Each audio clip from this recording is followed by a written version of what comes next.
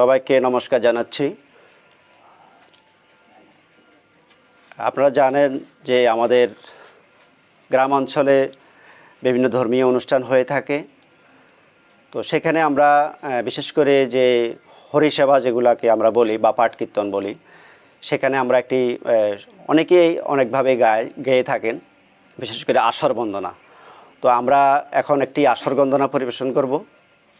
তো আসর বন্দনা যেটি পরিবেশন করব সেটি আসলে যিনি লিখেছেন এবং যিনি সুর করেছেন তিনি হচ্ছেন, আপনারা অনেকে হয়তো চিনতে পারেন, তিনি হচ্ছেন শ্রদ্ধেয় স্বর্গীয় নির্মল চক্রবর্তী। তো তিনি গানটি ওনার কণ্ঠে খুব মধুর সুরে আমরা এটি শ্রবণ করতাম। তো আজকে তিনি আমাদের মাঝে নেই, আমি শুরুতেই ওনার প্রতি গভীর শ্রদ্ধা নিবেদন করছি। আমরা ওনার সুরে এবং লেখা একটি আসর বন্দনা আপনাদেরকে গেয়ে শোনাবো।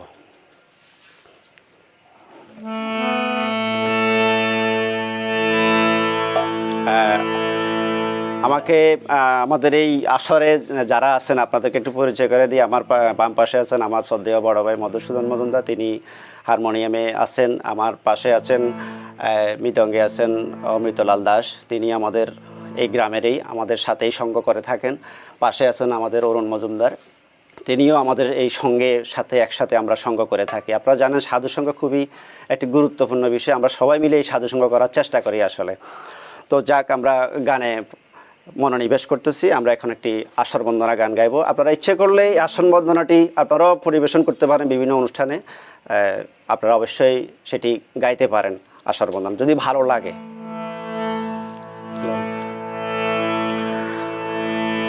প্রিয় ভক্তে তোমায়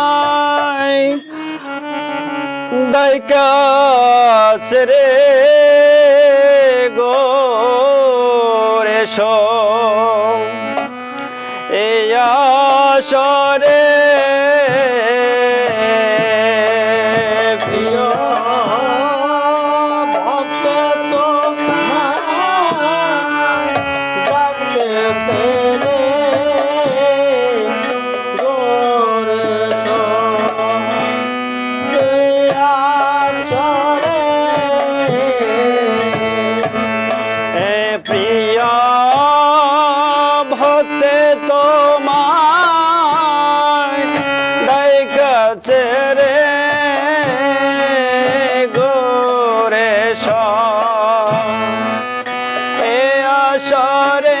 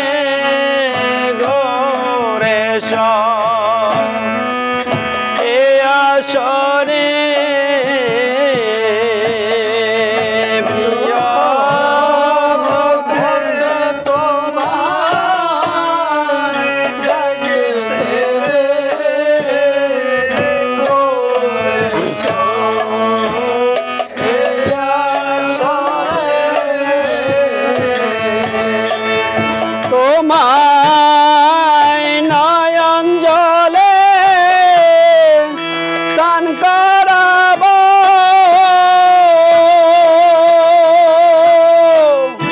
ও কেশে চরণ মুছাইব নয়ন জলে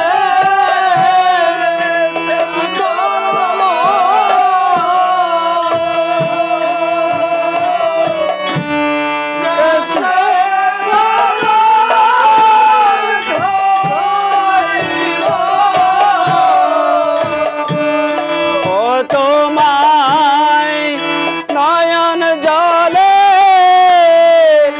স্নান করাব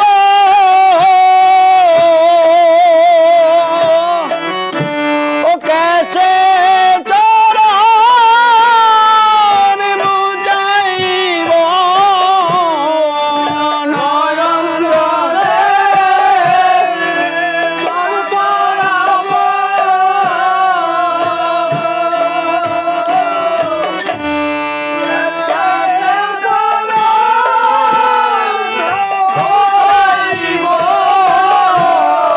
ও বন ফুলে সাজাইব দেখব দুটি নয়ন মেলে গৌরেশ এ আসরে তোমায় বন ফুলে সাজাই